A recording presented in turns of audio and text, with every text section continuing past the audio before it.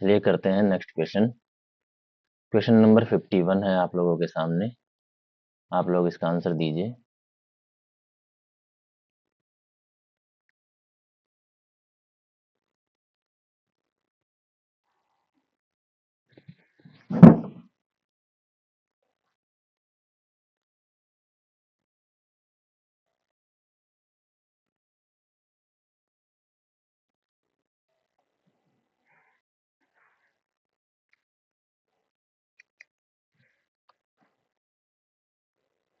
मुंबई पतन प्राकृतिक पतन है और देश का सबसे बड़ा पतन है।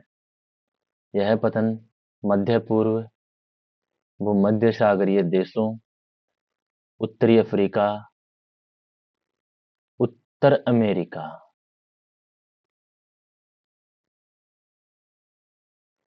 तथा यूरोप के देशों के सामान्य मार्ग के निकट स्थित है, जहां से देश के विदेशी व्यापार का अधिकांश भाग संचालित किया जाता है। पूरा स्टेटमेंट सही है, लेकिन यहाँ थोड़ा सा गड़बड़ हो गया।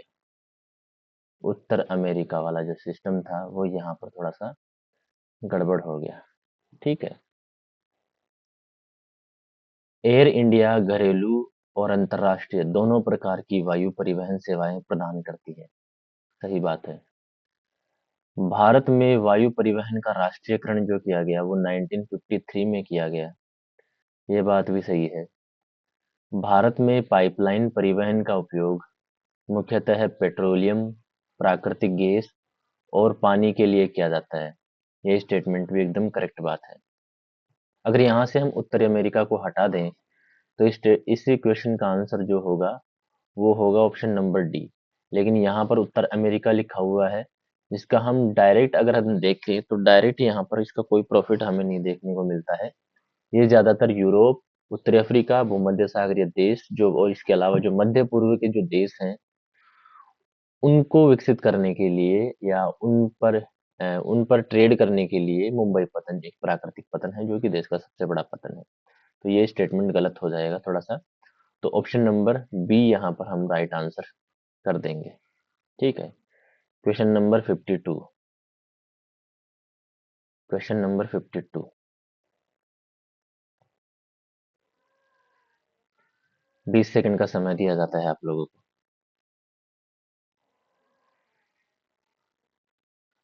यहाँ पर आपको सही कथन बताना है।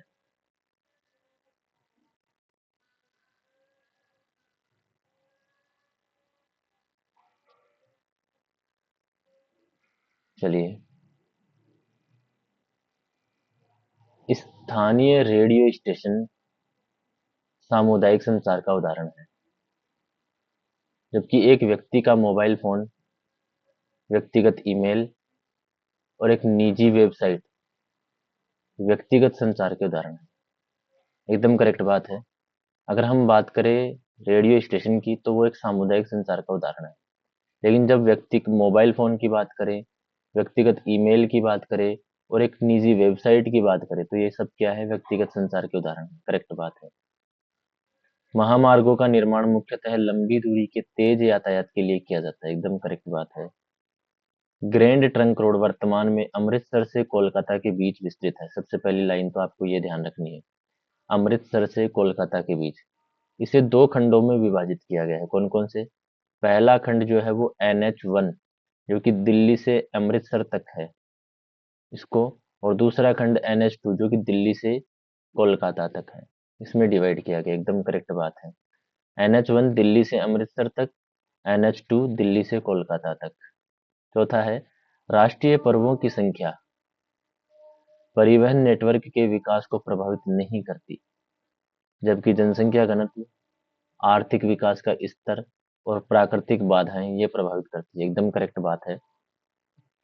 कितने त्योहार आ रहे हैं, कितने त्योहार नहीं आ रहे हैं, फेस्टिवल है या नहीं है, इसका परिवहन नेटवर्क पर कोई परिवहन नेटवर्क के विकास को प्रभावित नहीं करता है ये। लेकिन किसी स्थान का जनसंख्या घनत्व, किसी स्थान की आर्थिक विकास का स्तर कैसा है और किसी स्थान पर प्राकृतिक बाधाएं कैसी है, पहाड़ी क्षेत्र है या मैदानी क्षेत्र है, ये सभी क्या करते हैं, परिवहन नेटवर्क को या परिवहन नेटवर्क के विकास को प्रभावित करते हैं। तो चौथा स्टेटमेंट भी हमारा क्या हो जाएगा, करेक्ट हो जाएगा। हमारा जो राइट आंसर हो जाएगा यहाँ पर ऑप्शन नंबर सी हो जाएगा। 1, 2, 3 और 4 चारों सही है। नेक्स्ट क्वेश्चन,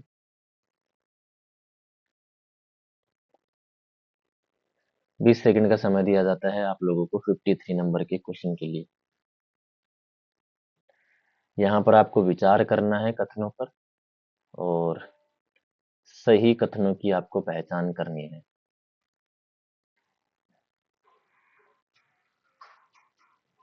पनामा नहर प्रशांत और अटलांटिक महासागर को जोड़ती है, एकदम करेक्ट बात है। ये हमने पढ़ा है। पनामा नहर प्रशांत और अटलांटिक महासागर को जोड़ती है, सही बात है। इसका निर्माण पनामा जलडमरू मध्य के आर पार पनामा नगर और कोलोन के बीच संयुक्त राज्य अमेरिका द्वारा किया गया है। आप लोग कमेंट करके बताइए कि कोलोन जो है वो कौन से महासागर में पड़ता है, प्रशांत महासागर में या अटलांटिक महासागर में।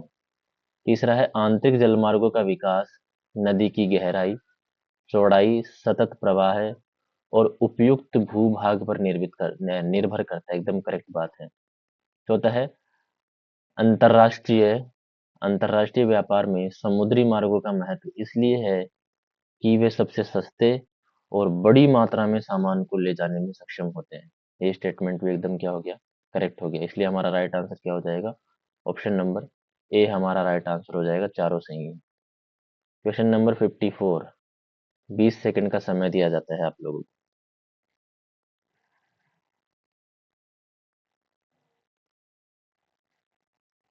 यहाँ पर भी आप लोगों को सही कथनों की पहचान करनी है। ठीक है, कितने कथन यहाँ पर सही हैं, 2 है सही है, 3 है, 4 है, कितने हैं। मुक्त व्यापार, मुक्त व्यापार की बात की गई है यहाँ पर। फ्री ट्रेड का मुख्य उद्देश्य जो है वो वस्तुओं और सेवाओं के आवागमन पर सीमा शुल्क और अन्य बाधाओं को हटाना है, एकदम करेक्ट बात है। ये उद्देश्य, इसका ध्यान रखना, एग्जाम में पूछा जा सकता है। दूसरी बात है घरेलू उद्योगों को नुकसान पहुंचाना मुक्त व्यापार का एक संभावित नकारात्मक पहलू हो सकता है। देखो, जब मुक्त व्यापार होगा मतलब फ्री ट्रेड होगा, इसका मतलब जो घरेलू उद्योग है उनको कंपटीशन का सामना करना पड़ेगा और हो सकता है कि उस फ्री ट्रेड से घरेलू उद्योगों को नुकसान पहुंचे। क्यों? क्योंकि बाहर के जो देश हैं जहां से हम फ्री ट्रेड के थ्रू कोई भी वस्तु मंगा रहे हैं, वो हो सकता है कि घरेलू प्रोडक्शन कॉस्ट से थोड़ा कम हो, वो सस्ता पड़ता हो। तो सिंपल सी बात है कि हाँ, घरेलू उद्योगों को नुकसान पहुंचाना मुक्त व्यापार का एक संभावित संभावित नकारात्मक पहलू हो सकता है, एकदम करेक्ट बात है। तीसरी बात है गेट, GATT का पूर्ण रूप है general agreement on tariff and trade. ये फुल फॉर्म जो है वो आप लोगों को ध्यान रखनी है, general agreement on tariffs and trade. तो होता है बंदरगाह जो होता है वो अंतरराष्ट्रीय व्यापार के लिए महत्वपूर्ण होते हैं, एकदम करेक्ट बात है। चारों यहाँ पर सही है, 1, 2, 3, 4 चारों सही है। ऑप्शन नंबर ए हमारा राइट आंसर यहाँ पर हो जाएगा। क्वेश्चन नंबर 55,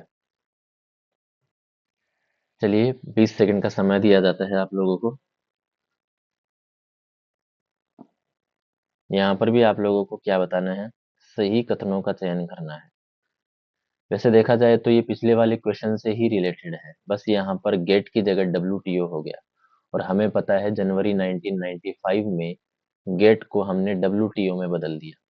विश्व व्यापार संगठन WTO का मुख्य उद्देश्य अंतरराष्ट्रीय व्यापार को उदार बनाना, लिबरलाइज करना और व्यापार बाधाओं को कम करना, एकदम करेक्ट बात है। WTO का मेन ऑब्जेक्टिव यही है कि इंटरनेशनल ट्रेड को हम लिबरलाइज कर दें और हिंड्रेंस जो आते हैं, ऑब्स्टिकल्स जो आते हैं, उनको कम से कम किया जा सके, एकदम करेक्ट बात है। मुक्त व्यापार, फ्री ट्रेड का अर्थ है बिना किसी टैक्स या बिना किसी ड्यूटी के व्यापार करना। मुक्त व्यापार का संबंध तो यही होता है। मुक्त व्यापार, फ्री ट्रेड का देखो, फ्री ट्रेड का मतलब होता है कि यहाँ पर ना ही तो किसी तरह का कोई टैक्स लगेगा और ना ही यहाँ पर कोई सीमा शुल्क या ड्यूटीज लगेगी। तो एकदम करेक्ट बात है। तीसरा है किसी देश द्वारा दूसरे देश को कम कीमत पर उत्पाद बेचना क्या कहलाता है, डंपिंग कहलाता है, एकदम करेक्ट बात है। अगर एक देश दूसरे देश को कम कीमत पर उत्पाद बेच रहा है तो इसका मतलब वो क्या कर रहा है, अपने सामान को डंप कर रहा है दूसरे देश में। ठीक है, तो सिंपल सी बात है कि जैसे मान लो इंडिया में एक चॉकलेट एक चॉकलेट की जो कीमत है, 50 ग्राम की चॉकलेट की जो कीमत है वो 100 रुपए है मान लो। ठीक है, 100 रुपए है। लेकिन जब चाइना से बन करके कोई चॉकलेट आ रही है, सेम क्वांटिटी है, 50 ग्राम। ठीक है, सेम क्वांटिटी है, सेम प्रॉपर्टीज है, सेम उसमें इंग्रेडिएंट है, सब कुछ सेम है, लेकिन वो यहाँ पर कितने रुपए की बिक रही है, 80 रुपए की। ठीक है, तो ये क्या हो गया एकदम से, ये एकदम क्या हो गया कि जो चाइना है वो अपने यहाँ की चॉकलेट जो कि 50 ग्राम है, वो यहाँ पर क्या कर रहा है, डंप कर रहा है। ठीक है, मतलब घरेलू जो शुल्क है उससे कम में वस्तुओं को किसी देश में बेचना डंपिंग कहलाता है। तो होता है भारत के अंतर्राष्ट्रीय व्यापार पर उदारीकरण का प्रभाव पड़ा, एकदम करेक्ट बात है। 1991 में क्या हुआ, क्या आया, एलपीजी, एलपीजी आया, सॉरी, क्या आया 1991 में, एलपीजी आया, लिबरलाइजेशन, प्राइवेटाइजेशन एंड जनरलाइजेशन। तो जो लिबरलाइजेशन था उसने क्या किया, हमारा जो भारत का जो व्यापार था, उसका जो अंतरराष्ट्रीय व्यापार था उस पर इसका प्रभाव पड़ा है। क्या वो प्रभाव पड़ा है कि इससे व्यापार में वृद्धि हुई और एक अधिक खुलापन आया है। एकदम करेक्ट बात है, चारों बात सही है। एक दो तीन चार, ऑप्शन नंबर डी हमारा यहाँ पर राइट आंसर हो जाएगा। नेक्स्ट क्वेश्चन है क्वेश्चन नंबर 56। 20 सेकंड का समय दिया जाता है, आप लोगों को आंसर दीजिए। यहाँ पर भी आप लोगों को सही कथन बताने हैं। देखो, आपदा पूर्व चेतावनी मतलब अगर डिजास्टर आता है तो उससे पहली अर्ली वार्निंग जिसे हम कहते हैं। आपदा पूर्व चेतावनी उपग्रह डेटा द्वारा अधिक प्रभावी तरीके से मिलती है, न कि डायरी, टेलीफोन डायरेक्टरी या समर्पित पत्र से। ठीक है, सैटेलाइट जो डेटा होता है वो ऑब्टेन करता है पूरे अर्थ सरफेस को, और मीटेरोलॉजिकल जो फेनोमेना होता है उसे ऑब्टेन करता है, और उसके बेस पर आपदा आ रही आएगी उससे पहले चेतावनी दे देता है, तो ये प्रभावी होता है। ठीक है, भारतीय उपग्रहों को प्रक्षेपित करने वाली जो संस्था है वो कौन सी है, इसरो है, हम सबको पता है। भू स्थिर उपग्रह पृथ्वी के साथ 24 घंटे में एक चक्कर लगाता है, एकदम करेक्ट बात है। जियो स्टेशनरी जो भी सैटेलाइट्स होती हैं वो सारी की सारी जो हैं वो एक चक्र पूरा करने में 24 घंटे का समय लगाती है। कितना समय लगाती है, 24 घंटे का समय लगाती है। जूम या मीट, जूम मीटिंग इंटरैक्टिव संचार का उदाहरण है, एकदम करेक्ट बात है। इसे हम इंटरैक्टिव कम्युनिकेशन का एग्जाम्पल कह सकते हैं। तो चारों यहाँ पर हमारे ऑप्शन जो है वो सही हो जाएंगे, option number A right answer हो जाएगा। Next question 57। 20 सेकंड का 15 सेकंड का समय दिया जाता है आप लोगों को 57 के लिए।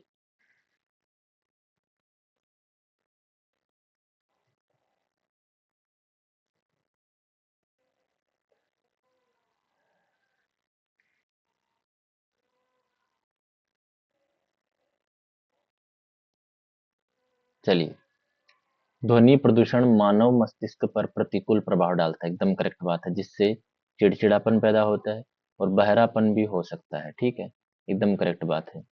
भारत में मरुस्थलीकरण का प्रमुख कारण जो बताया गया है वो यहाँ पर बताया गया है, अधिक चराई, सही बात है। वनों की कटाई, ये भी बात सही है। और उसका साथ देने वाला है जलवायु परिवर्तन। ठीक है, तो एकदम करेक्ट बात है। झुग्गी झोपड़ियां, जो झुग्गी झोपड़ियां होती हैं, स्लम्स होती हैं, अनप्लान्ड अर्बनाइजेशन जो होता है, झुग्गी झोपड़ियां अनियोजित शहरीकरण और गरीबी का परिणाम है, एकदम करेक्ट बात है।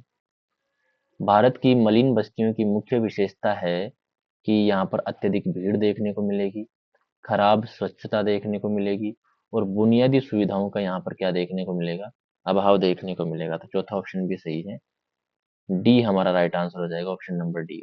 एक दो तीन चार यहाँ पर सही हो जाएंगे, सारे स्टेटमेंट सही हैं। 58 नंबर का क्वेश्चन देखते हैं। 10 सेकंड का समय है आप लोगों के पास। 10 सेकंड के समय में आप लोग इस क्वेश्चन को अटेम्प्ट कर सकते हैं।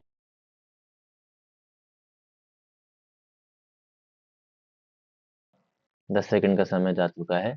अब आपको क्या करना है, सही कथनों की पहचान करनी है यहाँ पर। यूएनओ यूनाइटेड नेशंस ऑर्गेनाइजेशन के अनुसार शुद्ध पानी के अभाव में विश्व में प्रतिदिन लगभग 2300 लोग मरते हैं। एकदम करेक्ट बात है, ध्यान रखना। शुद्ध पानी के अभाव में प्रतिदिन लगभग 2300 लोग मरते हैं और हमारे यहाँ पर पानी ऐसे ही वेस्ट जाता है। सीवर ट्रीटमेंट, औद्योगिक प्रवाह नियंत्रण और नदी तल की सफाई नमामि गंगे कार्यक्रम के उद्देश्य हैं। इसके अलावा और भी बहुत सारे उद्देश्य थे, ठीक है, वो भी आपको ध्यान रखना है। 80 से 120 डेसिबल से अधिक मापन की जो ध्वनियां हैं वो ध्वनि प्रदूषण की श्रेणी में आती है। एकदम करेक्ट बात है। चौथा है सल्फर डाइऑक्साइड और नाइट्रिक ऑक्साइड वर्षा जल से मिलकर अम्लीय वर्षा बनाते हैं। ये जो स्टेटमेंट है वो बहुत ज्यादा इंपॉर्टेंट है आप लोगों के लिए, यहाँ से डायरेक्ट क्वेश्चन बन सकता है, तो स्टेटमेंट 4 सही है। अम्लीय वर्षा में कौन कौन से तत्व मिले होते हैं? सल्फर डाइऑक्साइड और नाइट्रिक ऑक्साइड यहाँ पर देखने को हमें मिलता है। तो चारों ऑप्शंस यहाँ पर सही हैं, 1 2 3 और 4 चारों ऑप्शन सही है, इसलिए हमारा राइट आंसर क्या हो जाएगा? ऑप्शन नंबर डी हमारा यहाँ पर राइट आंसर हो जाएगा। क्वेश्चन नंबर 59 देखते हैं नेक्स्ट। यहाँ पर आप लोगों को 20 सेकंड का समय दिया जाता है।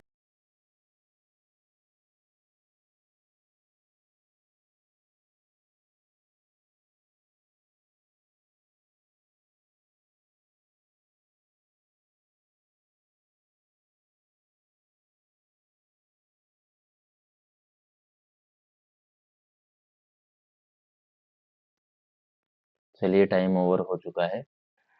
किगाली समझौता अक्टूबर 2016 में हुआ था। एकदम करेक्ट बात है। किगाली समझौता अक्टूबर 2016 में हुआ था। किसको लेकर के हुआ था?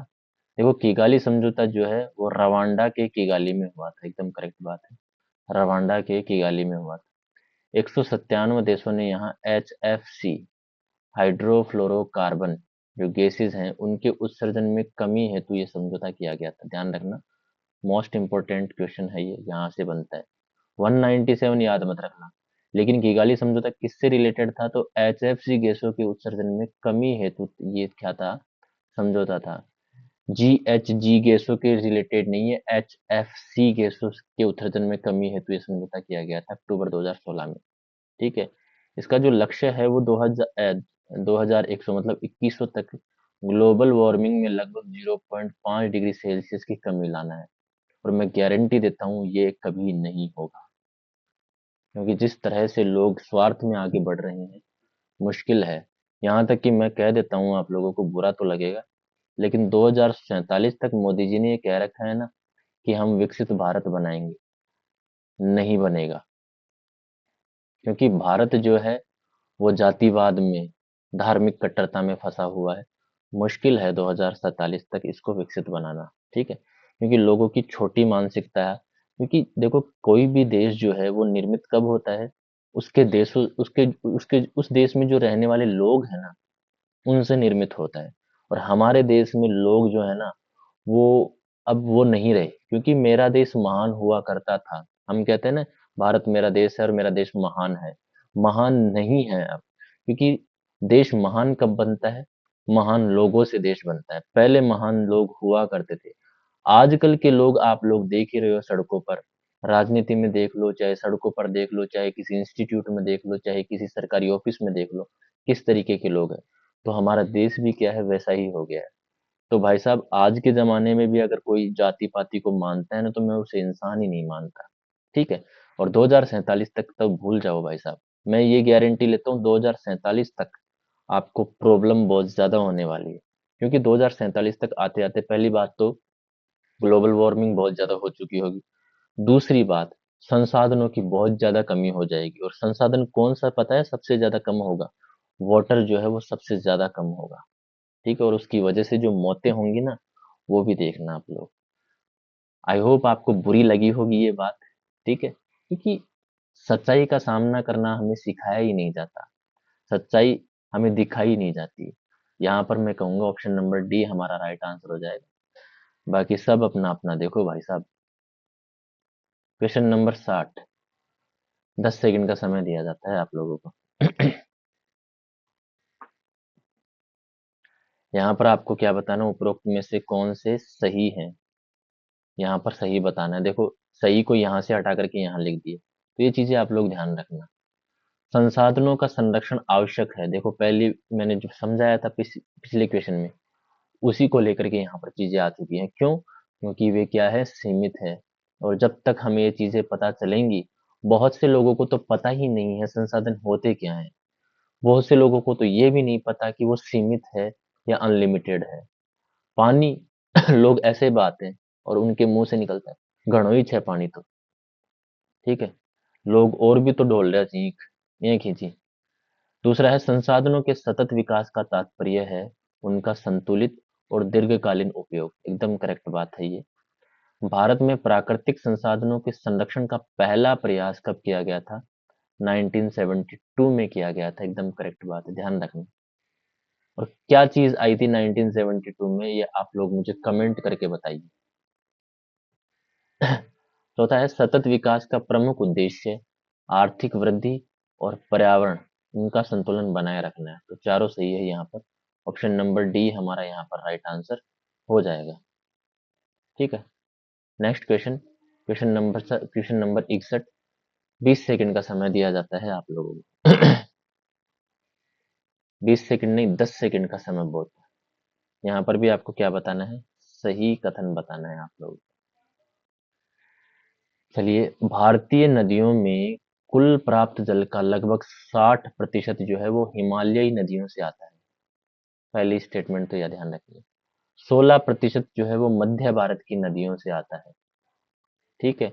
और शेष 24% जो है दक्षिण भारत की नदियों से प्राप्त होता है। तीनों नदियों का वितरण हो गया, स्टेटमेंट करेक्ट है। गंगा नदी की जो लंबाई है वो 2525 किलोमीटर, एकदम करेक्ट बात है। सबसे इजी नंबर जो है वो लेंथ याद रखने का, वो गंगा नदी का। धरातलीय जल का सर्वाधिक उपयोग कृषि कार्यों में होता है। Very very very very very very very very important question है। धरातलीय जल का सर्वाधिक उपयोग जो होता है वो कृषि कार्यों में होता है, ध्यान रख लेना। धरातलीय जल का सर्वाधिक उपयोग कृषि कार्यों में होता है। मैं फिर से बोल रहा हूँ, धरातलीय जल का सर्वाधिक उपयोग कृषि कार्यों में होता है। नहरें धरातलीय सिंचाई का प्रमुख साधन है। धरातलीय सिंचाई का प्रमुख साधन क्या है? नहरें हैं, बहुत सारी नहरें हैं, ठीक है। तो ये चारों स्टेटमेंट जो है हमारे करेक्ट हो गए। ऑप्शन नंबर डी हमारा यहाँ पर राइट आंसर हो जाएगा। Next question, question number 62। 10 second का समय दिया जाता है आप लोगों को। तो यहाँ पर आप लोगों को सही आंसर बताना है। कोयला को काला सोना कहा जाता है। कोयला को कहा जाता है या पेट्रोलियम को कहा जाता है?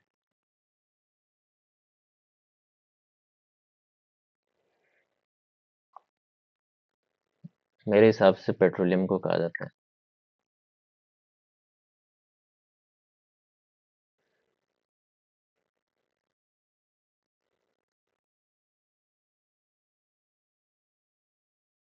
पेट्रोलियम, कच्चा तेल को ब्लैक सोना कहा जाता है। ध्यान रखना, कोयले के काले रंग से कंफ्यूज मत होना। कोयले को नहीं कहा जाता है, ठीक है। ब्लैक गोल्ड पेट्रोलियम को कहा जाता है। Petroleum, okay. नेक्स्ट है, मेघालय एक गोंडवाना युगीन कोयला क्षेत्र नहीं है, हमें पता है।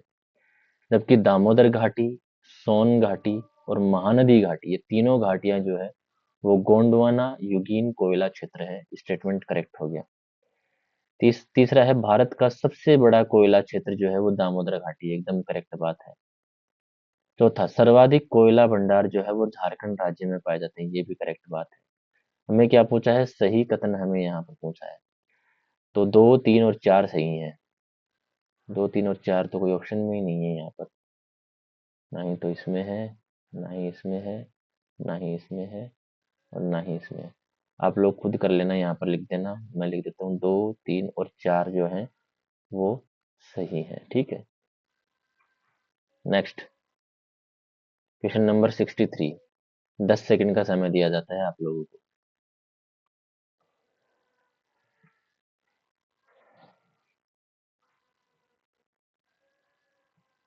यहाँ पर आपको सही कथन बताना है। चलिए, भारत में कुल कृषि योग्य भूमि जिस पर कृषि की जा सकती है का सबसे अधिक प्रतिशत जो है वो उत्तर प्रदेश में पाया जाता है। एकदम करेक्ट बात है। भारत में कृषि की मुख्य विशेषता जो है वो मानसून पर निर्भरता और जीवन निर्वाह प्रकृति की। एकदम करेक्ट बात है। भारत की जो कृषि है वो मानसून पर निर्भर है और जीवन निर्वाह प्रकार की है। एकदम करेक्ट बात है। नेक्स्ट है थर्ड नंबर, भारत में रबी की बुआई अक्टूबर नवंबर में तथा कटाई जो है वो मार्च अप्रैल में की जाती है। एकदम करेक्ट बात है। रबी को हम कहते हैं उनालू, उनालू कहते हैं, ठीक है। मतलब जैसे उंधियाड़ा चालू होता है उसे काट लिया जाता है। एकदम करेक्ट बात है। मानसून वर्षा रबी फसलों के लिए सामान्यतः लाभदायक होती है। मानसून वर्षा रबी फसलों के लिए सामान्यतः लाभदायक होती है। मानसून वर्षा नहीं होती है रबी फसलों के लिए। रबी फसलों के लिए जो लाभदायक होती है वो होती है पश्चिमी विक्षोभ से होने वाली वर्षा। पश्चिमी विक्षोभ से होने वाली वर्षा, क्योंकि जब रबी की फसल उगाई जाती है ना तब मानसून नहीं आता। पश्चिमी विक्षोभ से होने वाली वर्षा, होने वाली वर्षा लाभदायक होती है, ना कि मानसून वर्षा। तो चौथा ऑप्शन गलत हो गया। हमें सही बताना था 1, 2 और 3 सही। Option number C right answer हो जाएगा हमारा यहाँ पर। Next question, question number 64। 10 second 20 second का समय दिया जाता है आप लोगों को।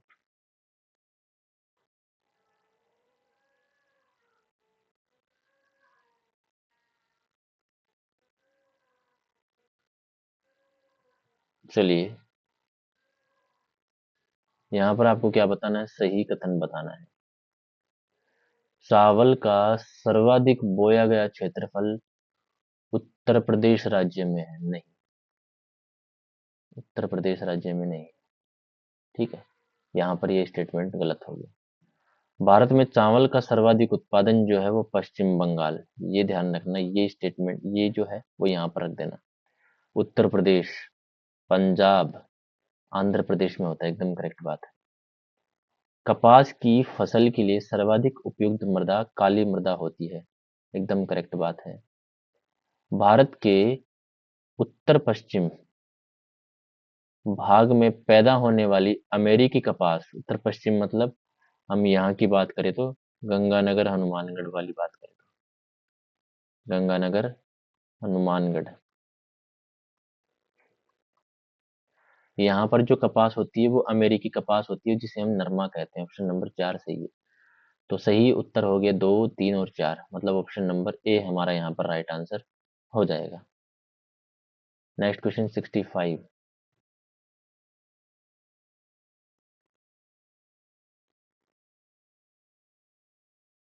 20 सेकंड का समय है आप लोगों के पास।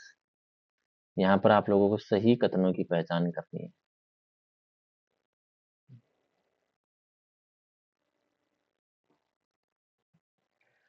लोहा इस्पात उद्योग के लिए भारत का छोटा नागपुर पठार जो है वो भारत का रूर कहलाता है। और रूर कहाँ है? रूर क्षेत्र है जर्मनी में। और जर्मनी में ये जो क्षेत्र है वो किसके लिए प्रसिद्ध है? कोयला के लिए प्रसिद्ध है। और भारत में वहीं अगर मैं बात करूं तो छोटा नागपुर भी क्या है? कोयला के लिए प्रसिद्ध है। इसलिए छोटा नागपुर पठार को भारत का क्या कहा जाता है? रूर कहा जाता है। भारत में पहला आधुनिक एकीकृत इस्पात संयंत्र जमशेदपुर में स्थापित किया गया था। भारत में पहला आधुनिक एकीकृत इस्पात संयंत्र जमशेदपुर में स्थापित किया गया था। एकदम करेक्ट बात है। दूसरा है टाटा लोह इस्पात कंपनी को मुंबई कोलकाता रेलमार्ग के पास होने के कारण इस्पात को निर्यात हेतु कोलकाता बंदरगाह तक भेजना आसान हो जाता है। एकदम करेक्ट बात है। ये स्टेटमेंट, पहला भी स्टेटमेंट करेक्ट है। टाटा लोह इस्पात जो कंपनी है वो वहां पर जो लोहा है वो सिंहभूम जिले की नोवामुंडी खान और ओडिशा के बादाम पहाड़ से तथा कोकिंग कोयला जो है वो झरिया से लाया जाता है। एकदम करेक्ट बात है। इंपॉर्टेंट चीज है, ध्यान रखना। आपको क्वेश्चन पूछ सकता है कि टाटा लोहा इस्पात जो कंपनी है उसे लोहा कहाँ से मिलता है? तो उसे लोहा मिलता है सिंहभूम जिले के नोआमुंडी खान से। और इसके अलावा ओडिशा के बादाम पहाड़ से, और कोयला कहाँ से मिलता है? झरिया से मिलता है। ध्यान रखना, चारों कथन यहाँ पर सही। ऑप्शन नंबर डी हमारा राइट आंसर हो जाएगा। क्वेश्चन नंबर 66, 20 सेकंड का समय दिया जाता है आप लोगों को।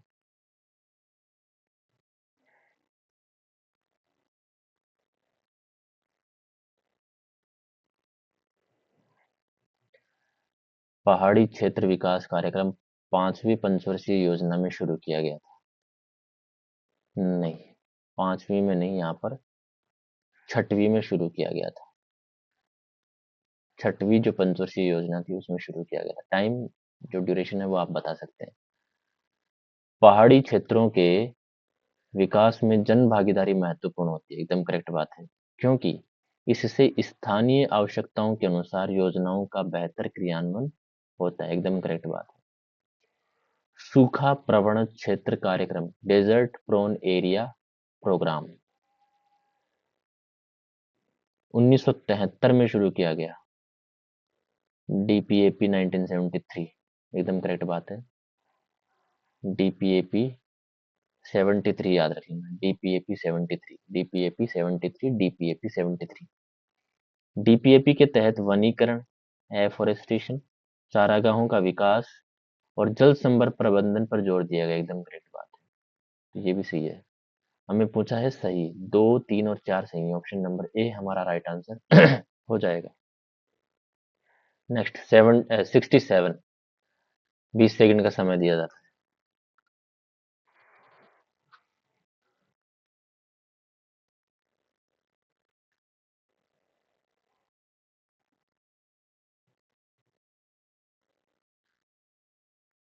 भारत में क्षेत्रीय असंतुलन का प्रमुख कारण है असमान औद्योगिक विकास, करेक्ट बात है। भारत में आईआरडीपी का संबंध ग्रामीण विकास से, rural development program, integrated rural development program, एकदम करेक्ट बात है। 2011 की जनगणना के अनुसार भारत में अनुसूचित जातियों की संख्या लगभग 18.28 करोड़, जो कुल जनसंख्या का 18.61% है। 18.28 करोड़ तो नहीं है।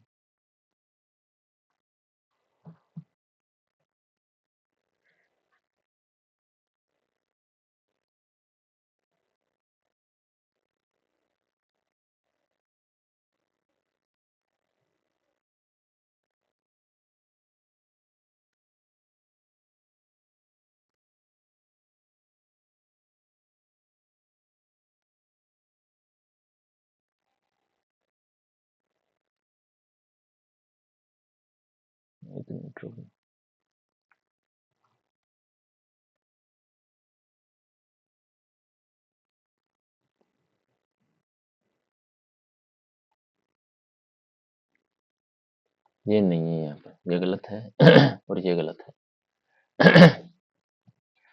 चौथा, लक्षद्वीप, मिजोरम, नागालैंड, मेघालय, अरुणाचल प्रदेश और दादर नागर हवेली में जनजातीय प्रधानता पाई जाती है, एकदम करेक्ट बात है भाई साहब, वहां पर ट्राइबल कम्युनिटी बहुत ज्यादा है।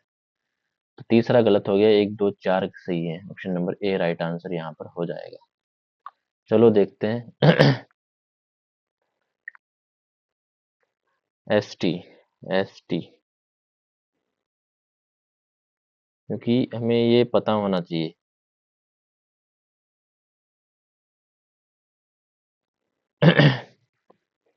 देखो, according to the 2011 census, the scheduled tribe population in India was approximately 10.43 crore. यहाँ पर आप 18.28 की जगह 10.43 करोड़ लिखना। पहली बात तो ये है। जो कुल जनसंख्या का कितना परसेंटेज है, जो कि है यहाँ पर 8.6%। ये जो डेटा है वो थोड़ा बहुत आप लोग ध्यान रखें, ठीक है। जरूरी है, ये हमें पता होना चाहिए, इसलिए मैंने देख करके बता दिया। 2011 की जनगणना के अनुसार भारत में अनुसूचित जनजातियों की संख्या जो है वो 10.43 करोड़ है, ठीक है। और कुल जनसंख्या का वो कितना परसेंट है? 8.6% है। शायद ये पहले भी बताया था मैंने आपको। चौथा स्टेटमेंट करेक्ट है। तीसरा गलत हो गया, तो 1 2 4 सही है, option number A right answer हो जाएगा। नेक्स्ट क्वेश्चन 68 नंबर का क्वेश्चन आप लोगों को करना है। आप लोगों को 15 सेकंड का समय दिया जाता है।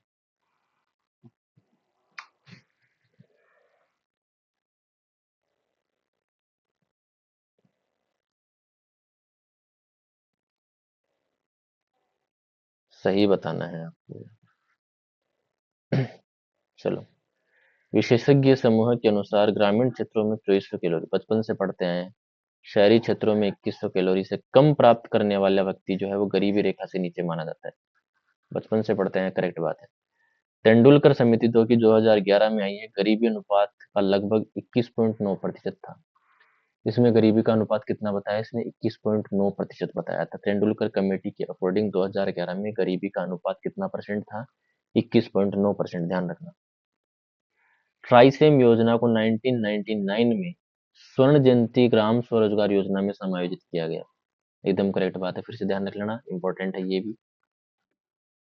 ये भी इंपॉर्टेंट है।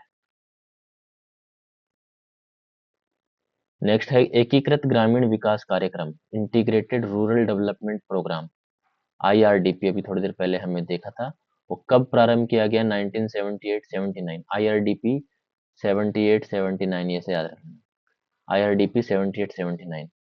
तो चारों सही है यहाँ पर, 1 2 3 4। आईआरडीपी 78-79 ध्यान रखना। नेक्स्ट 69, 20 सेकंड का समय दिया जाता है आप लोगों को।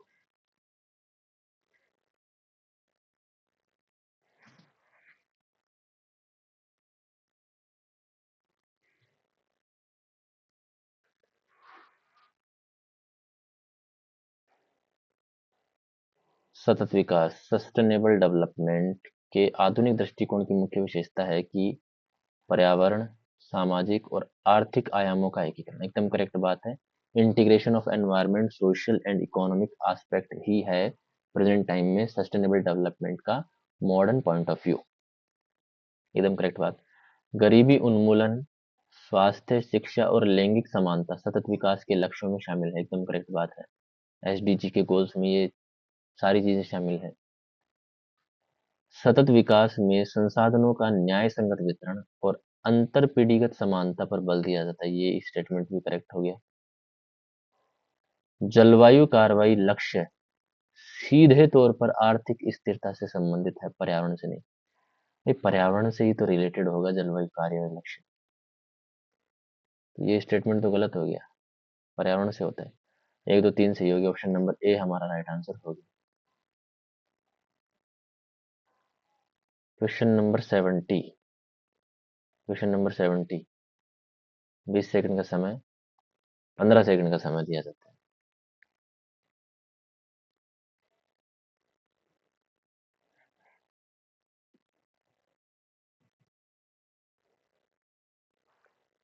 चलिए, पंचायती राज व्यवस्था का प्रादुर्भाव 1959 में हुआ। एकदम करेक्ट बात है, राजस्थान के नागौर से।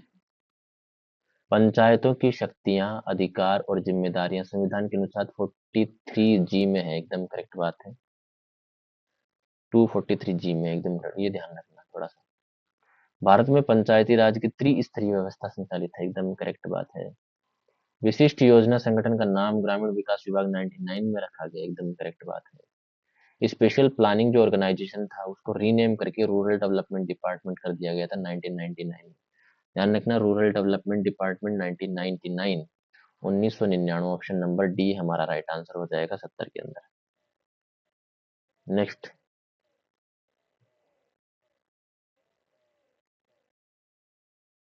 चलिए 20 सेकंड का समय दिया जाता है आप लोगों को। यहाँ पर भी आप लोगों को सही कथन बताना है। मरु विकास कार्यक्रम, डेजर्ट डेवलपमेंट प्रोग्राम, ग्रामीण विकास मंत्रालय अंतर्गत, मिनिस्ट्री ऑफ रूरल डेवलपमेंट। सही बात है। भारत में प्रादेशिक असंतुलन है को कम करने के लिए पिछड़ा क्षेत्र योजना क्षेत्र बनाया गया है। एकदम करेक्ट बात है। भारत में जो रीजनल इम्बैलेंस है उसको कम करने के लिए बैकवर्ड रीजन ग्रांट फंड बनाया गया है। BRGF मतलब पिछड़े हुए जो क्षेत्र हैं उनके लिए योजना बनाया गया, वो योजना क्षेत्र बनाया गया उनका एक। करेक्ट बात है। मध्य प्रदेश राज्य मरु विकास कार्यक्रम से प्रभावित नहीं है, जबकि राजस्थान, गुजरात और पंजाब इससे प्रभावित है। आंध्र प्रदेश भी है इसमें तो, लेकिन मध्य प्रदेश नहीं है, ध्यान रखना। हरियाणा भी है इसमें।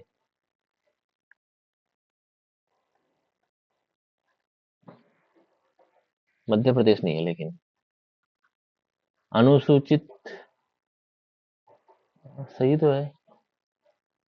सही है, मतलब ये नहीं है ना। हाँ तो एकदम करेक्ट है ये चीज तो। राजस्थान, गुजरात और पंजाब इससे प्रभावित है। मध्य प्रदेश राज्य मरु विकास कार्यक्रम से प्रभावित है अगर लिखा होता तो ये गलत हो जाता, लेकिन नहीं है इसका मतलब करेक्ट है ये बात। तो सही है ये बात, हाँ भाई। अनुसूचित जनजातियों की सर्वाधिक संख्या मध्य प्रदेश राज्य में पाई जाती है, एकदम करेक्ट बात है और इम्पोर्टेंट है। चारों स्टेटमेंट सही हो गए, option number D right answer हो गया हमारा। Next question number 72। 20 सेकंड का समय दिया जाता है आप लोगों को।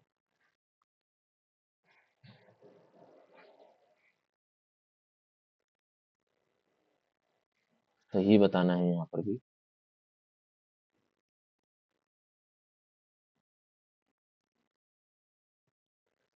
स्वच्छ भारत मिशन मोदी जी आए ही थे। 2014 से 2019 तक इसका फर्स्ट फेज चला था, एकदम करेक्ट बात है। राजस्थान में डेयरी विभाग की स्थापना 1973 में की गई। ध्यान रखना, राजस्थान में डेयरी विभाग की स्थापना 1973 में की गई थी तथा वर्तमान में इसके संचालन हेतु Rajasthan cooperative dairy federation limited सर्वोच्च संस्था है, ये ध्यान रखना। आरसीडीएफ। आरसीडीएफ की स्थापना का उद्देश्य मूल्य वर्धित उत्पादों का उत्पादन करना, पशुधन सुधार करना तथा पशु उत्पादों का विपणन करना। ठीक है, मार्केटिंग ऑफ डेयरी प्रोडक्ट्स, एकदम करेक्ट बात है। गिर गाय नस्ल मुख्यतः अजमेर, भीलवाड़ा और पाली जिलों में पाई जाती है, एकदम करेक्ट बात है। चारों स्टेटमेंट सही हो गए, option number D right answer हो गया। Next question number 73। यहाँ पर आपको क्या बताना है, सत्य ही बताना होगा शायद। हाँ, सही कथनों की पहचान करनी है। 15 सेकंड का समय दिया जाता है।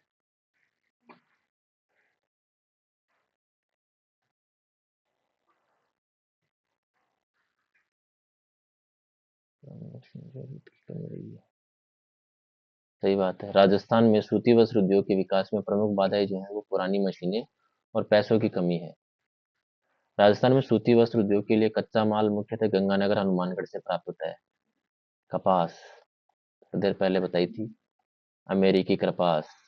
नरमा, कृष्णा मिल्स लिमिटेड ब्यावर में है, एडवर्ड मिल्स ब्यावर में है, महालक्ष्मी मिल्स ब्यावर में है। इनका राष्ट्रीयकरण किया गया था, सही बात है। पाली स्थित महाराजा उम्मेद मिल्स की स्थापना 1942 में की गई थी और यह राजस्थान की सबसे बड़ी सूती वस्त्र मिलों में से एकदम एक है, एकदम करेक्ट बात। चार ऑप्शन सही, option number D right answer हो जाएगा।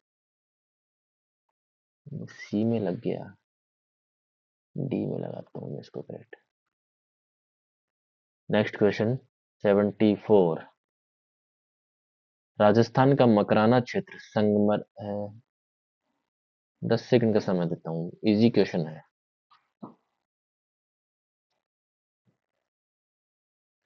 10 सेकंड भी ज्यादा है इसके लिए। राजस्थान का मकराना क्षेत्र जो है वो सफेद संगमरमर के लिए प्रसिद्ध है, जिसका उपयोग ताजमहल के निर्माण में किया गया था, करेक्ट बात है। राजस्थान में तांबे की प्रमुख खान खेतड़ी सिंगाना झुंझुनू में है, करेक्ट बात है। तांबा उत्पादन की दृष्टि से राजस्थान का भारत में प्रथम स्थान है। ये भी बात सही है। ये बात सही नहीं है यार, दूसरा स्थान है। तांबे के उत्पादन में राजस्थान का देश में कौन सा स्थान है? दूसरा स्थान है, ध्यान रखना। एक, दो और चार सही है, option number B right answer होगी। राजस्थान का भारत में सेकंड स्थान है। Next question number 75। 15 सेकंड का समय दिया जाता है।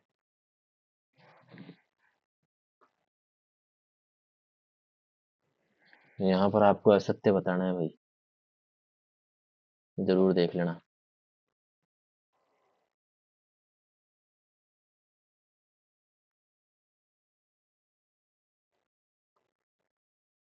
राजस्थान में सूती धागे का उत्पादन करने वाली प्रमुख मिलें ब्यावर, भीलवाड़ा और पाली में स्थित है।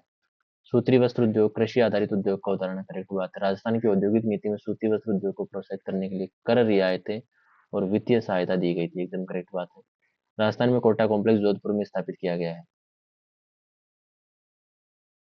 नहीं, जोधपुर में नहीं है। ये तो पता है, जोधपुर में नहीं है। कहाँ पर है?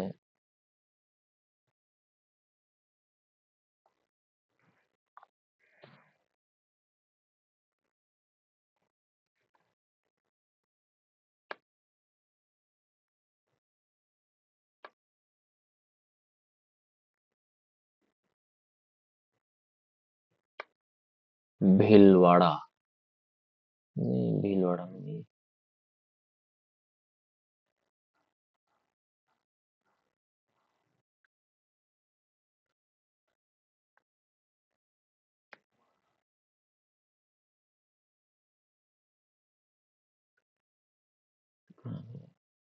ये रहा।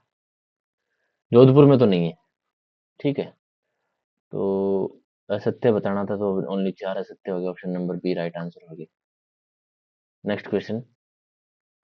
76। हरा संगमरमर, जिसे हम सरपेंटाइन कहते हैं, राजस्थान के ऋषभदेव उदयपुर चित्र। 15 सेकंड का टाइम दिया जाता है आप लोगों को।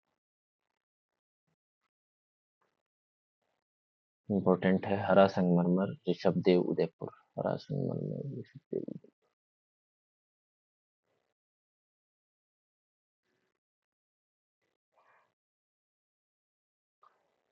हरा संगमरमर सरपेंटाइन राजस्थान के ऋषभदेव उदयपुर में पाया जाता है। इंपॉर्टेंट।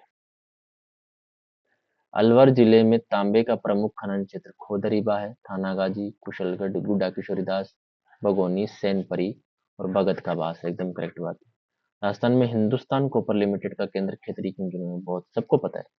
दरीबा राजसमंद तांबड़ा खनिज के लिए प्रसिद्ध है, तांबड़ा के लिए नहीं है।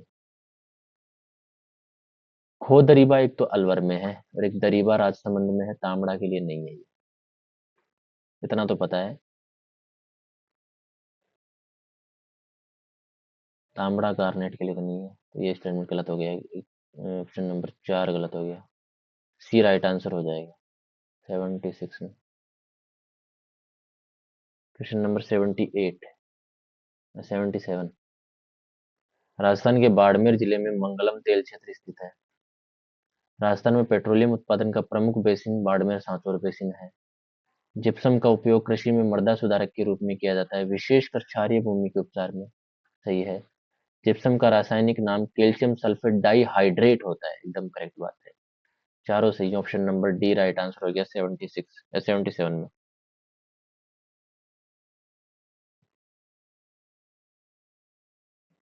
यहाँ पर असत्य बताना है। गांधी सागर बांध राजस्थान राज्य के भीतर नहीं। गांधी सागर बांध राजस्थान में नहीं है, एमपी में है। सबसे पहला बांध बनाया हुआ। राणा प्रताप सागर बांध चित्तौड़गढ़ जिले में है। जवाहर सागर बांध और कोटा बैराज कोटा जिले में स्थित है। चंबल परियोजना में राजस्थान के कोटा, बूंदी और बारह झालावाड़ जिले मुख्य लाभान्वित है। एकदम करेक्ट।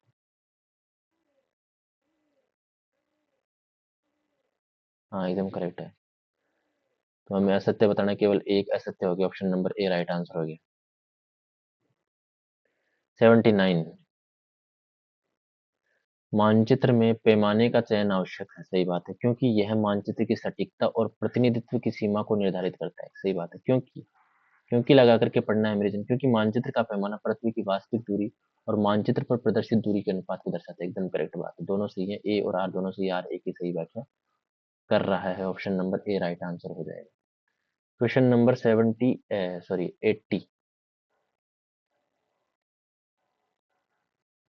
80।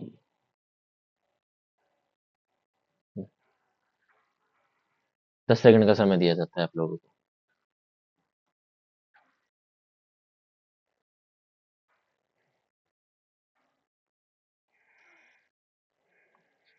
विषयगत मानचित्र का मुख्य उद्देश्य एक या अधिक विशिष्ट भौगोलिक घटनाओं के वितरण को दर्शाना है। एकदम करेक्ट बात है। थीम के बेस्ड। पृथ्वी तल पर पाए जाने वाले प्राकृतिक एवं सांस्कृतिक वातावरण की आर्थिक सामाजिक दशाओं की किसी एक तत्व का क्षेत्रीय वितरण प्रदर्शित करने वाले मानचित्र को विषयगत मानचित्र कहते हैं। ये ध्यान रखना, ये यहाँ से करेक्ट हुआ है, यहाँ पर तो केवल लैंग्वेज थी। विषयगत मानचित्र गुणात्मक एवं मात्रात्मक दोनों विधियों से बनाए जा सकते हैं, एकदम करेक्ट बात है। मात्रात्मक विधियां भी आप लोगों ने पढ़ी है, गुणात्मक विधियां भी आप लोगों ने पढ़ी है। गुणात्मक में देखिए जैसे कि कोरोस्कीमेटिक हो गया, कोरोक्रोमेटिक हो गया, ठीक है, और मात्रात्मक में कोरोप्लेथ हो गया, डॉट मेथड हो गया, आइसोप्लेथ हो गया। विषयगत मानचित्र केवल भौतिक विशेषताओं को भी प्रदर्शित करते नहीं, सांस्कृतिक विशेषताओं को भी प्रदर्शित करते हैं, आर्थिक विशेषताओं को भी प्रदर्शित करते हैं। तो चौथा गलत हो गया, और हमें क्या बताना है, असत्य बताना है। केवल 4 गलत, option number B right answer हो जाएगा। Question number 81, assertion reason. आवृत्ति बहुभुज फ्रीक्वेंसी पॉलीगॉन का निर्माण जो है वो आयत चित्र हिस्टोग्राम के शीर्ष के मध्य बिंदुओं को जोड़कर किया जाता है। इंपॉर्टेंट, फ्रीक्वेंसी पॉलीगॉन का जो निर्माण है वो हिस्टोग्राम के शीर्ष के मध्य बिंदुओं को जोड़कर किया जाता है। वेरी वेरी इंपॉर्टेंट, फिर से पढ़ लेता हूँ।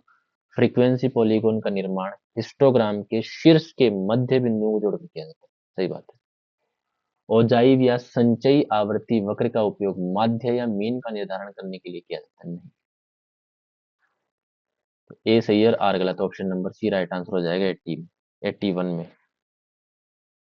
नेक्स्ट, जीआईएस में गैर स्थानिक डाटा, 10 सेकंड का समय दिया जाता है आप लोगों को।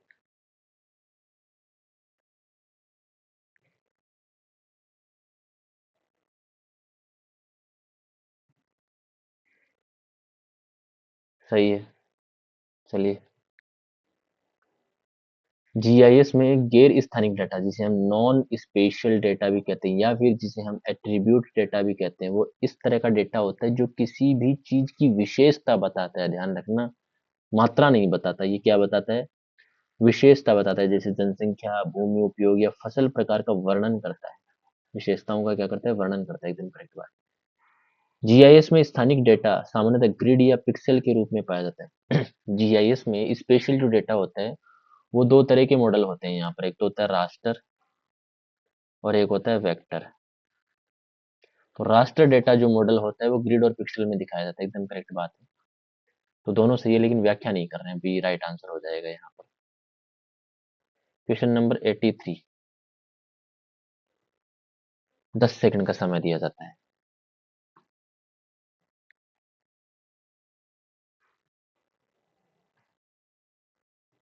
सही कथन बताना है आपको। भारतीय मरुस्थल की सबसे लंबी नदी लूनी नदी है। सही बात है। अर्धचंद्राकार बालू के स्तूपों को बरखान कहा जाता है। विंड की दिशा ऐसे है, अगर ये होगा और विंड की दिशा इस तरीके से तो ये पैराबोलिक हो जाएंगे। ये बरखान है। अरावली को अरब सागर की बेटी के नाम से जाना जाता है, करेक्ट बात है। अमरकंटक पठार से उद्गम होने वाली नदियां, ये अमरकंटक पठार है। इससे उद्गम होने वाली नदी एक तो सोन है जो गंगा नदी में जाकर के मिलती है बिहार में, इधर आती है नर्मदा नदी और इधर आती है महानदी। ये सोन, ये महानदी और ये नर्मदा। अरीय प्रतिरूप का उदाहरण है, चौथा सही है, option number D right answer हो जाएगा। नेक्स्ट क्वेश्चन, निम्नलिखित, भाई साहब बड़ा क्वेश्चन है थोड़ा सा, 20 सेकंड का समय दिया जाता है। देखो यहाँ पर साफ साफ लिखा है, आपको क्या बताना है, असत्य कथन बताना है। यार ये क्या हो गया,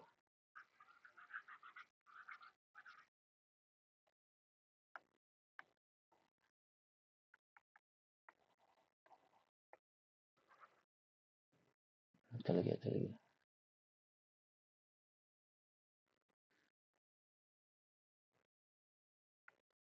चलिए, असत्य कथन बताना है आप लोगों को। नागा जनजाति स्थानांतरण कृषि के लिए अस्थायी आवासों का निर्माण करती है, करेक्ट बात है। किर्गिज जनजाति मध्य एशिया पशुओं को चराने के लिए चारे की उपलब्धता तक तंबुओं द्वारा अस्थायी निवास बनाए रखती है, एकदम करेक्ट बात। एस्किमो ध्रुवों में पाए जाते क्षेत्रों में इग्लू को छोड़कर ग्रीष्म काल में रेनडियर व सील की खाल से बने अस्थायी आवास बनाता है, एकदम करेक्ट बात है।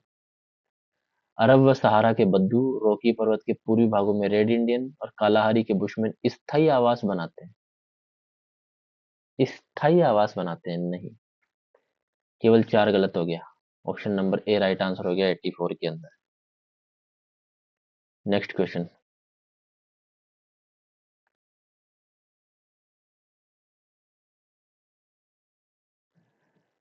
10 सेकंड का समय है आप लोगों के पास।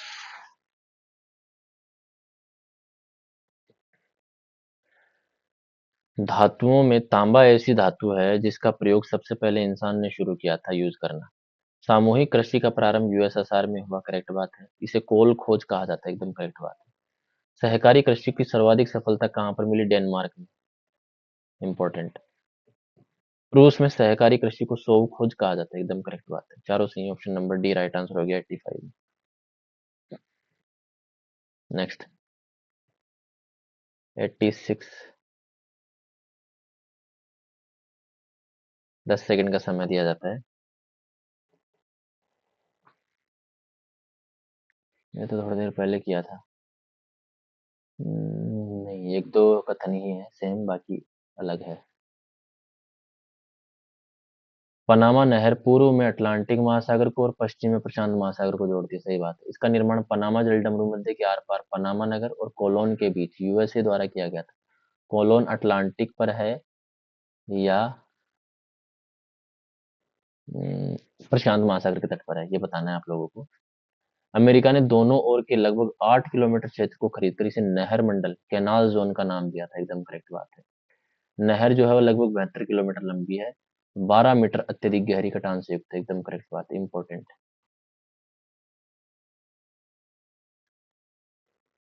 चारों सही है, कोई भी असत्य नहीं है, क्योंकि हमें बताना क्या था? असत्य ही बताना था। डी राइट आंसर हो गया। नेक्स्ट 87।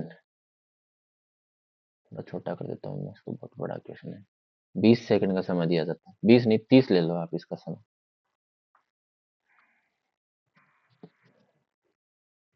सही उत्तर का चयन करना है आप लोगों को। 30 सेकंड का समय दिया गया है आप लोगों को।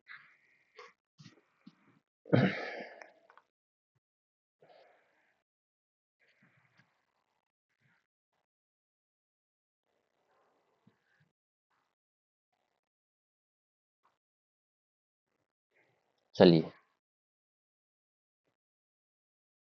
राइन नदी जलमार्ग जर्मनी जर्मनी और नीदरलैंड से होकर प्रवाहित होती है, एकदम करेक्ट बात है। इंपॉर्टेंट है, ध्यान रखना।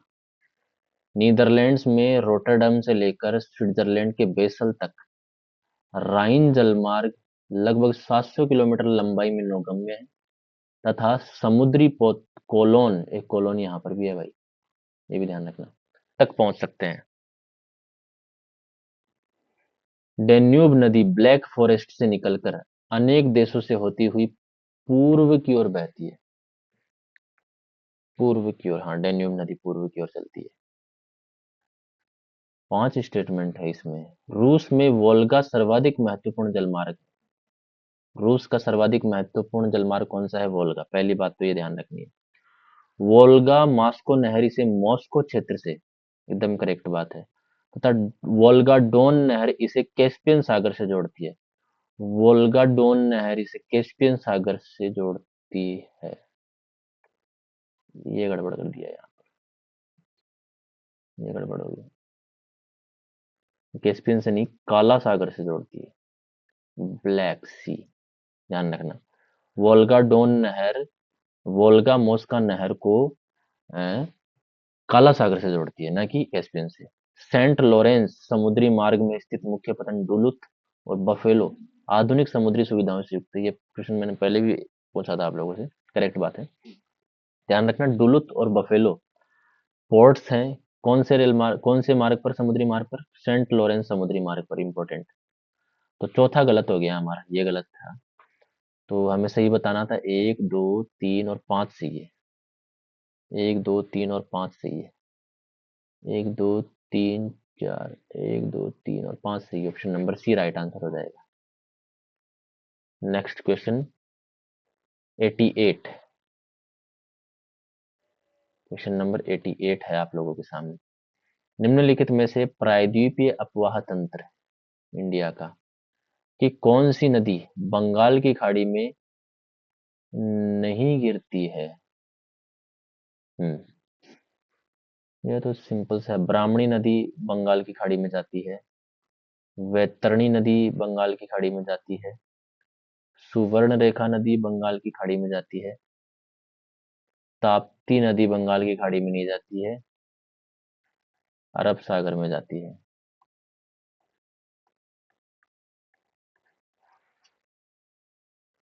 राइट आंसर डी हो जाएगा। नेक्स्ट क्वेश्चन,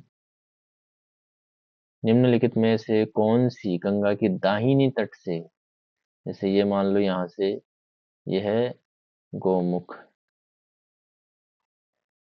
गोमुख से यहाँ से निकलती हुई ये जाती है सुंदरबन डेल्टा तक। तो ये वाला जो हिस्सा हो गया ये तो हो गया बायां, और ये वाला हो गया दायां। तो दाहिने तट से मिलने वाली नदी नहीं है, ये पता लगाना है। मतलब बाएं वाली देखनी है। यमुना नदी ये आती है इधर से, प्रयागराज में मिल जाती है। चंबल नदी ये आती है इधर से, एमपी से होती है, राजस्थान से होती हुई यमुना में मिल जाती है, इटावा में। सोन नदी, सोन नदी यहाँ से जाती है मैकाल रेंज से यहाँ पर, और बिहार में मिल जाती है, ये बिहार में, बिहार के शायद गया में मिलती है। गोमती नदी, गोमती नदी जाती है हिमालय से, यहाँ से आती है हिमालय। गोमती नदी जिसके किनारे है, जिसके किनारे बसा हुआ है लखनऊ। तो क्या पूछा गया है, कौन सी नदी गंगा की दाहिने तट से मिलने वाली नदी नहीं है? तो गोमती नहीं है, Gomti, Gomti right answer D हो जाएगा। क्योंकि ये भी जा रही है, ये भी जा रही है, इधर से ये भी जा रही है, ये दाएं तट से जा रही है, हमें बाएं तट वाली बतानी। नेक्स्ट क्वेश्चन 90, 10 सेकंड का समय दिया जाता है आप लोगों को।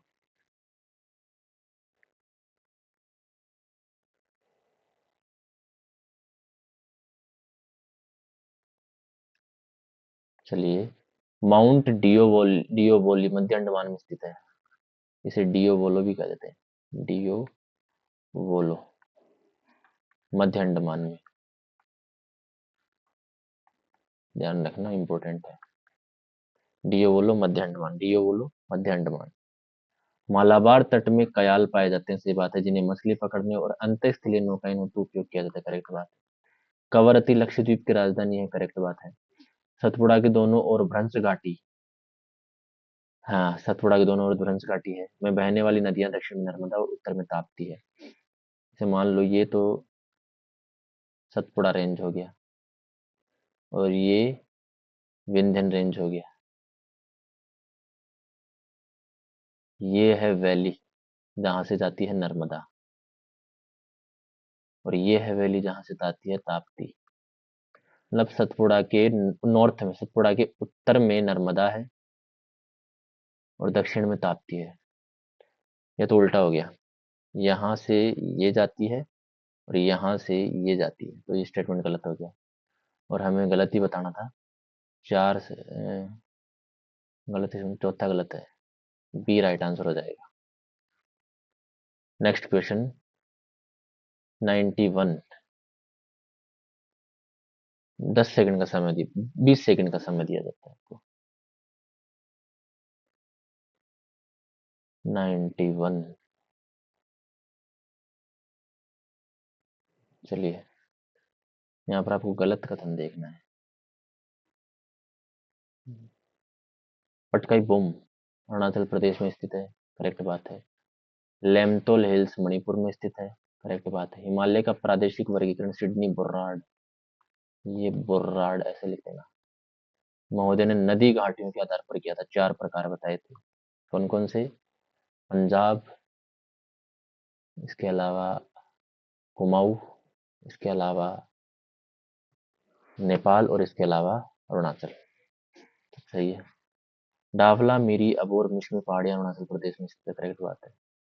गलत बताना है मैं तो कोई नहीं। डी राइट आंसर होगी।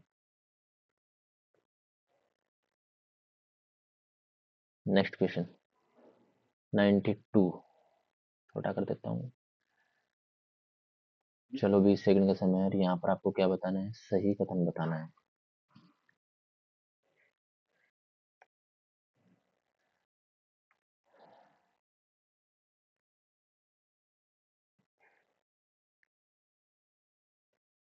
बुर्जिल दर्रा श्रीनगर को गिलगित से जोड़ता है। पीओके। बुर्जिल सही बात है। जोजिला दर्रा श्रीनगर को लेह से जोड़ता है। करेक्ट बात है। श्रीनगर को लेह से जोड़ता है। श्रीनगर को लेह से जोड़ता है, सही बात है। शिपकिला दर्रा शिप शिपकिला हिमाचल प्रदेश में है। वे किन्नौर को तिब्बत से जोड़ता है। इसी दर्रे से सतलज नदी भारत में एंटर करती है। सही बात है। बारालाचाला दर्रा हिमाचल प्रदेश के किन्नौर से नहीं, नहीं ये गलत है। NH3 वाला सिस्टम है इसमें। लेह को मनाली से जोड़ता है ये बारालाचा।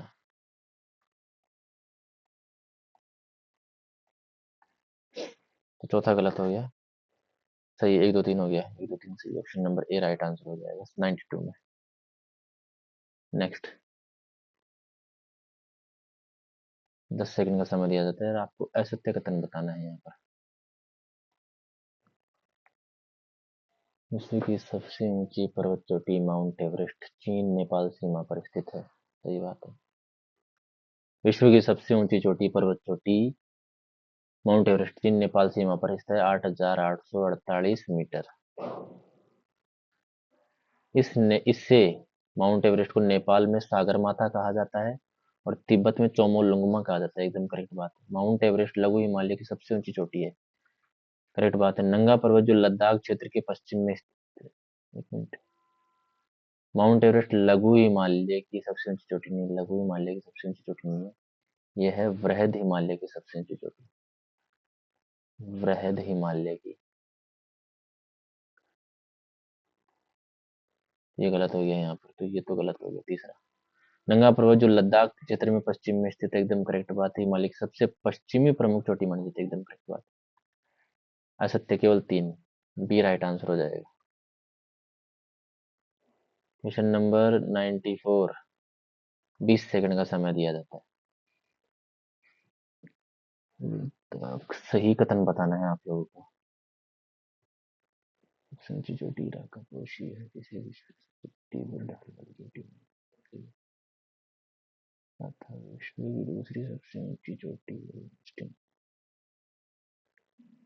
फ्रांस हिमालय के पार हिमालय तथा तिब्बत हिमालय तो सही बात है। सही बात है, चारों सही है। चलो लद्दाख श्रेणी की सबसे ऊंची चोटी राकापोशी है। ध्यान रखना इंपॉर्टेंट। जो विश्व की सबसे तीव्र ढाल वाली चोटियों में गिनी जाती है। एकदम करेक्ट बात। भारत की सबसे ऊंची तथा विश्व की दूसरी सबसे ऊंची चोटी Godwin Austin K2 8,611 metre Karakoram श्रेणी में। देखो अगर पीओके को इंडिया में मानते हैं तो भारत की सबसे ऊंची चोटी है K2। और अगर पीओके को इंडिया में नहीं मानते तो भारत की सबसे ऊंची चोटी है कंचनजंगा। भाई दबे ये सही है। पीओके हमारा ही तो है। ट्रांस हिमालय को पार हिमालय तथा तिब्बत हिमालय भी कहा जाता है। सही बात है, करेक्ट बात है। ट्रांस हिमालय के भाग भी जो है ना वो आपको बताना है। ध्यान रखना कराकोरम ट्रांस हिमालय का भाग है। कैलाश रेंज ट्रांस हिमालय का भाग है। और इसके अलावा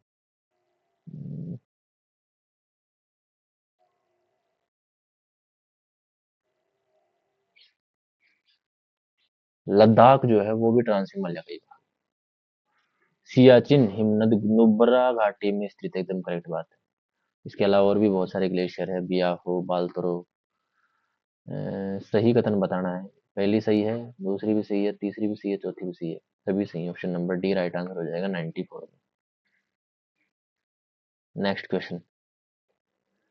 ताप्ती नदी के संबंध में निम्नलिखित कथनों पर विचार कीजिए तथा सत्य कथनों की पहचान करनी है। 20 सेकंड का समय।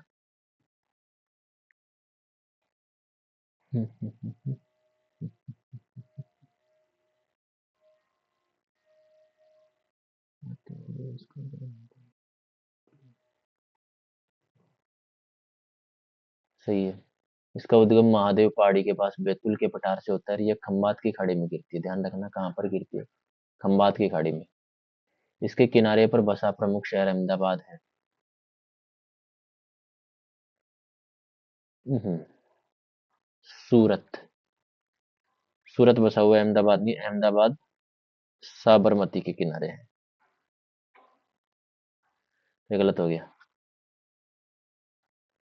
इस पर उकाई रिजर्वायर और काकरापारा बांध परियोजना स्थित है। करेक्ट बात है।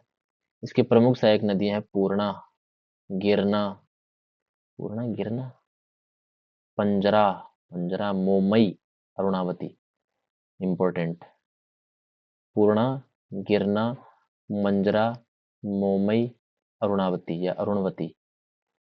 तो सत्य कथन हो गए 1, 3 और 4 है। Option number B right answer हो जाएगा। Next question number 96। 10 सेकंड का समय है।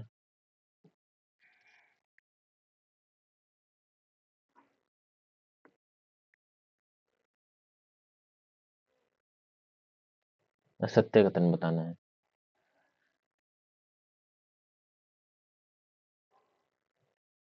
1 मिनट।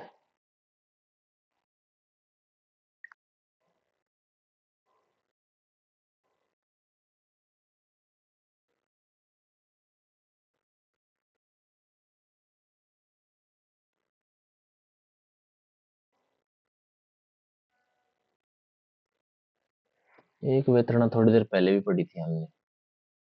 देखो 1 मिनट देखता हूँ मैं। देखें,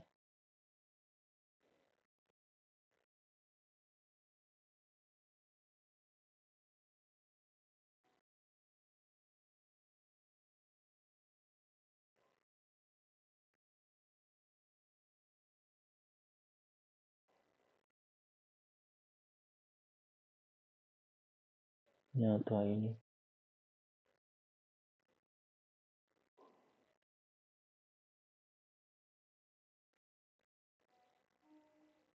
वहां पर थोड़ी सी गड़बड़ हुई थी शायद। है क्या, देखता हूँ मैं वेतरणा इसमें।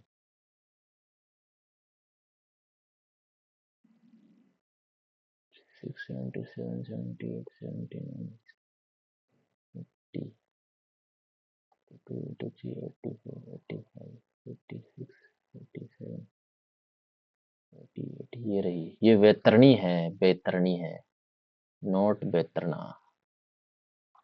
वेतरणी।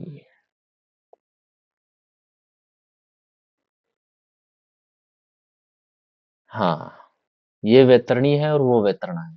ध्यान रखना। ओडिशा की प्रमुख नदी है वैतरणी रिवर, जो कि क्योंझर जिले की गोनासिक पहाड़ियों से निकलकर लगभग 360 किलोमीटर बहने के बाद जाजपुर जिले के पास धामरा में बंगाल की खाड़ी में गिर जाती है। ध्यान रखना इस चीज को। ठीक है। वैतरणी और वैतरणा, इसलिए मैंने देखा है इसको, कि वहां पर गड़बड़ थी थोड़ी सी। देखो, ये तो है वैतरणा और वो है वैतरणी। वैतरणी जाती है बंगाल की खाड़ी में,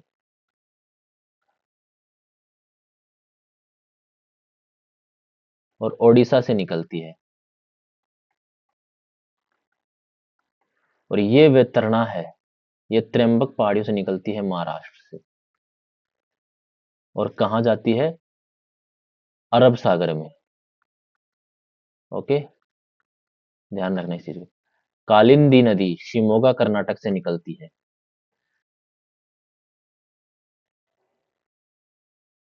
नहीं, शिमोगा से नहीं निकलती। मांडवी नदी पश्चिमी घाट कर्नाटक से निकलती है। करेक्ट बात। पेरियार नदी अन्नामलाई की पहाड़ियों से निकलती है। करेक्ट बात। कालिंदी नदी शिमोगा से नहीं निकलती, निकलती तो कर्नाटक से ही है, लेकिन शिमोगा से नहीं निकलती।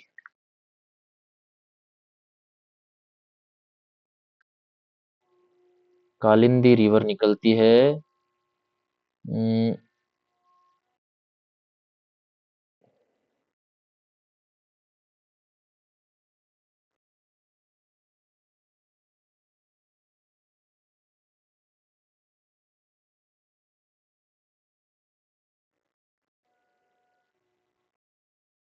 निकलती तो कर्नाटक से ही है, लेकिन जगह का नाम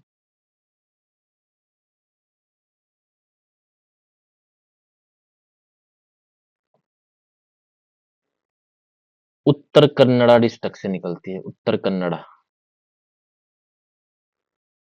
उत्तर कन्नड़ा डिस्ट्रिक्ट से निकलती है। ध्यान रखना। निकलती तो कर्नाटक से है, तो मुझे ध्यान है, लेकिन शिमोगा से नहीं निकलती।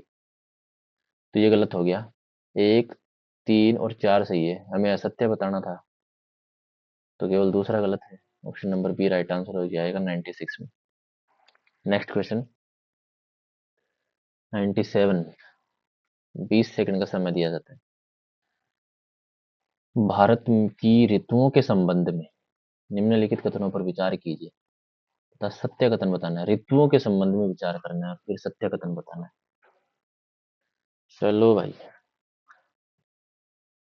सबसे पहले अप्रैल, मई और जून गर्मियों की बात हो रही है। उत्तर भारत में स्पष्ट रूप से ग्रीष्म ऋतु होती है, करेक्ट बात है। भारत के अधिकांश भागों में इस टाइम पर तापमान 30 डिग्री से 32 डिग्री सेल्सियस तक पाया जाता है, करेक्ट बात है। मार्च में दक्षिण पठार पर दिन का अधिक तापमान दक्षिण पठार पर 38 डिग्री सेल्सियस हो जाता है, जबकि अप्रैल में गुजरात और मध्य प्रदेश में यही तापमान 38 डिग्री से 43 डिग्री सेंटीग्रेड के हो जाता है। सही बात है। मार्च में कम रहता है और अप्रैल में ज्यादा हो जाता है। सही बात है। हेमंत ऋतु अंग्रेजी कैलेंडर के अनुसार मई जून में आती है।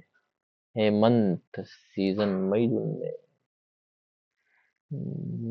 जून में नहीं आती, वो ये आती है अक्टूबर नवंबर दिसंबर में आती है। नवंबर दिसंबर में। शरद ऋतु के बाद में आती है। पहले आती है शरद ऋतु, फिर आती है हेमंत ऋतु, फिर आती है शीत ऋतु। ऐसे ध्यान रखना, ये एनसीईआरटी में दिया हुआ है साफ साफ।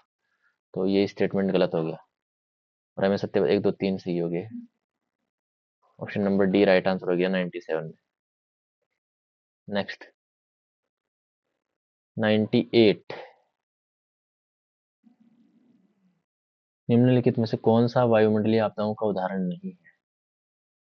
लू वायुमंडलीय उदाहरण है। सूखा वायुमंडलीय आपदाओं का उदाहरण है। शीतलहर, हिमस्खलन, हिमस्खलन भू जियोलॉजिकल है, जियोलॉजिकल डिजास्टर। ओके, तो डी हमारा राइट आंसर हो जाएगा। नेक्स्ट क्वेश्चन 26 दिसंबर 2004 को एक सुनामी आई थी। दक्षिण पूर्वी एशिया में आए भूकंप से इंडोनेशिया के पास लगभग 30 मीटर ऊंची सुनामी लहरें उत्पन्न हुई थी। इस भूकंप की तीव्रता कितनी थी? 93, 9.3 मैग्नीट्यूड, 8.4, 9.9, 5.3, 5.3 तो नहीं होगा। यहाँ का जो राइट आंसर होगा वो ए हो जाएगा। 9.3 मैग्नीट्यूड का था। 99, 100 नंबर का question, last question of the class. Class आपको कैसी लगी कमेंट करिए। व्यूज नहीं आ रहे हैं यार। 1300 क्वेश्चन करवा दिए इसको मिला करके मैंने, वो भी एमसीक्यूज। आप मैं गारंटी देता हूँ इसमें से देखना 80% प्लस एमसीक्यूज इन क्लासों में से पढ़ेंगे। गारंटी देता हूँ। मैं आप लोगों को क्लास लेके आऊंगा पेपर लगने के बाद और बताऊंगा कि कौन सी पीडीएफ कौन से टेस्ट से कौन सा क्वेश्चन आया है। मध्य रेखा निम्नलिखित में से किस देश से होकर नहीं गुजरती? ऐसी चीजों को ध्यान रखना, नहीं गुजरने वाली। इंडोनेशिया से गुजरती है, ब्राजील से गुजरती है, युगांडा से गुजरती है, माली से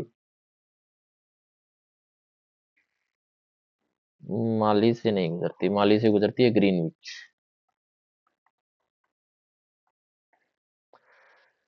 तो ये थी आप लोगों की क्लास। Like, share, subscribe. इस चैनल पर आने वाले टाइम में जैसे ही ये एग्जाम खत्म हो जाएगी मैं नेट की क्लासेस शुरू करूंगा, नेट की क्लासेस। ठीक है। अगर आप लोग भी नेट की क्लासेस में ज्वाइन होना चाहते हैं तो इस नंबर पर मुझे व्हाट्सएप कर देना, मैं आपको प्लान भेज दूंगा। ध्यान रखना, कोई भी बंदा जो है वो 1 महीने के लिए कि नहीं 6 महीने के लिए, पूरा 1 साल का टाइम जिएगा। 1 साल का समय, 1 साल का समय दे सको तो ही मेरी क्लासेस जॉइन करना, वरना मत करना। ठीक है?